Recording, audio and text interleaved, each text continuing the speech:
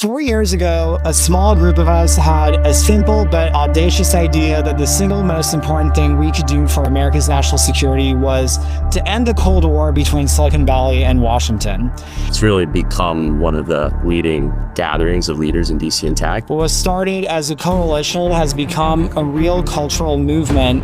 What is your vision of what, sort of path we need to be on for America to lead the way? Whoever makes it back to the moon first and establishes a permanent presence there is America over China, and we're clearly in a race against them just as much as we are in a race against them against AI. Whoever gets that first, I think, is ultimately going to be the person that settles the entire solar system. We're not going to remain first on Earth if we're second in space. I think the rearmament and the reindustrialization that's happening is incredibly important. I believe that this can lead to a real renaissance. Silicon Valley has incredibly talented builders. It's so important for Washington, D.C. and the policymaking community to actually have a very strong, vibrant relationship with our best technology innovators.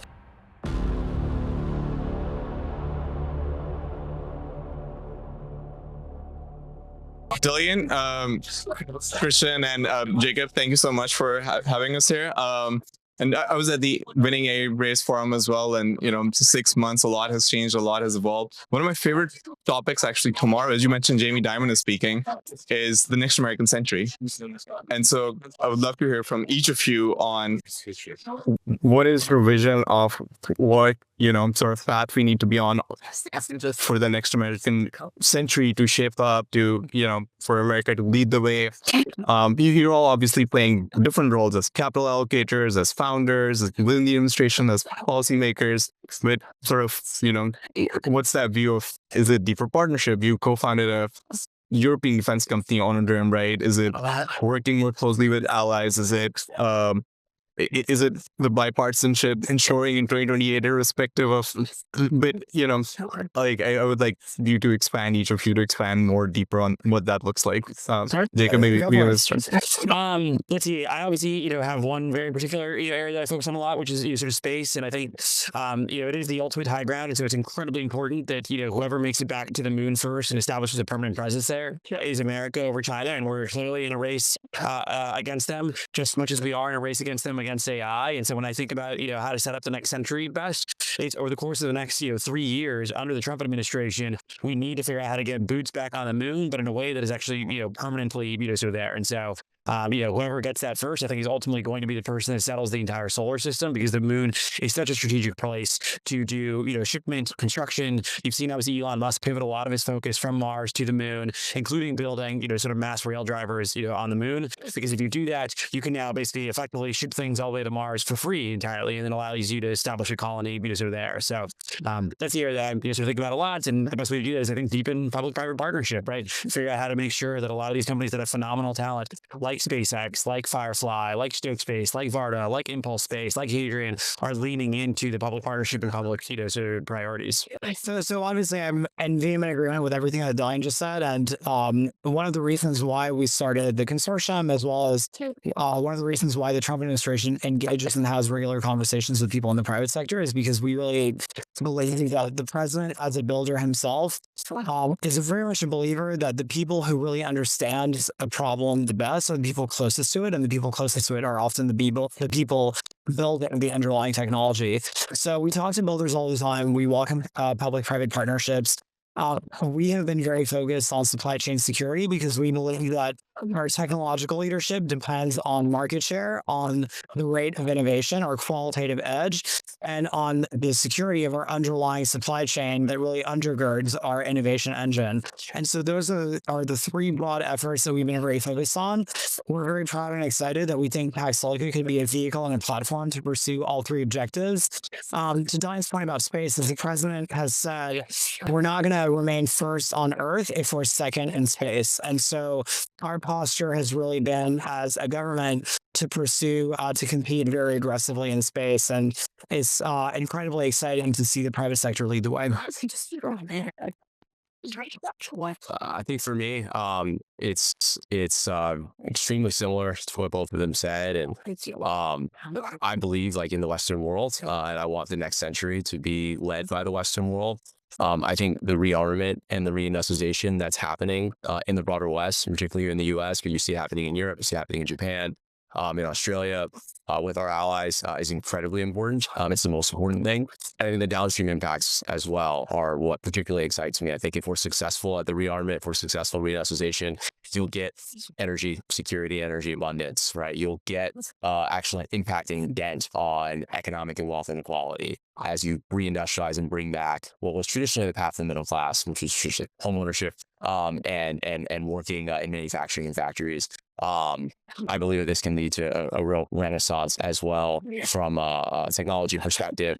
And so I say those are the two most important trends. And then a derivative impact is that you'll have deepening relationships between allies, as you sort of mentioned. And I think that Western bloc being successful, I think, is going to be driven by U.S. leadership. It's going to be driven by the reindustrialization and rearmament and that trend. And for me, I think that's going to be a prosperous and very successful century for the U.S. and for the West. I know another topic is rebuilding the industrial base in America for tomorrow as well.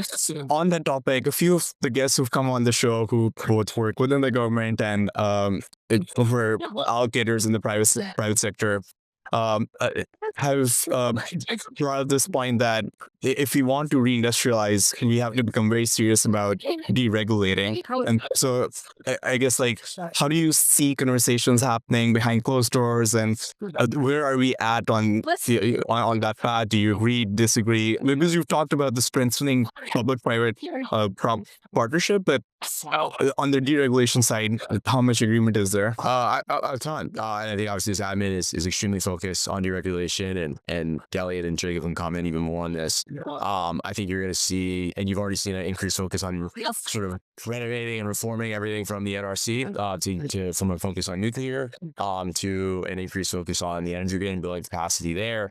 And so from that perspective, the federal government in particular is extremely focused. I think state and local have a big role to play, right? So it's one of these things of solving this problem. You very much need sort of all three to coordinate. It's not just the federal government that has a say from this perspective, but there is a focus on it. It's definitely a problem, and I think luckily that focus on national security, reindustrialization, rearmament is forcing people to prioritize this. Because it's extremely important too. I just want to add a couple of points. On your first question about a new American century, I think it's worth highlighting that we're already 26 years into the century, and America's share of global GDP is actually expanding. And, I think it's fair to say that if you look back at a lot of news articles during COVID, during the financial crash, and even at the turn of the century, if you read articles and op-eds written by the experts, you would assume that America's been in decline for 80 years now. And yet our share of GDP, the share of our economy relative to the global economy has never been higher. Relative to a lot of our partners and some of our adversaries are collapsing. And, we have every reason to be incredibly bullish. And on your second point about deregulation and reindustrialization, obviously, as you know, a lot of these investments are multi-year investments, and there's leading indicators, a lot of lagging indicators, and it takes a while to sort of see those investments kick in. But what we see as leading indicators is the share of CapEx investment as a share of U.S. GDP has really gone up in a secular way, quarter by quarter, in a way that's really, really remarkable. And, that is due to the fact that the president has had the policy to unleash American energy. He's opened Anwar, 2 million acres for drilling energy. He has made America the largest energy producer in the world by a long shot. America produces more energy than Saudi Arabia and Russia combined. And he's also had a very aggressive deregulation agenda. And in the One Big Beautiful Bill, there are provisions included that include expensing of CapEx investments for heavy industrial investments. And all the culmination of all of those policies have really been rocket fuel for a lot of the reindustrialization efforts. Delian, would you like to add? Yeah. The only other that is obviously around sort of nuclear. There's been some phenomenal deregulation where the NRC for the first time is actually approving net new reactor designs relative to, I think before that it was 25 years straight without a single approval. So you're seeing this flow through in a variety of areas, areas, space, energy, defense, etc. Right. Awesome. Good luck for tomorrow, guys. Thank you. Excited.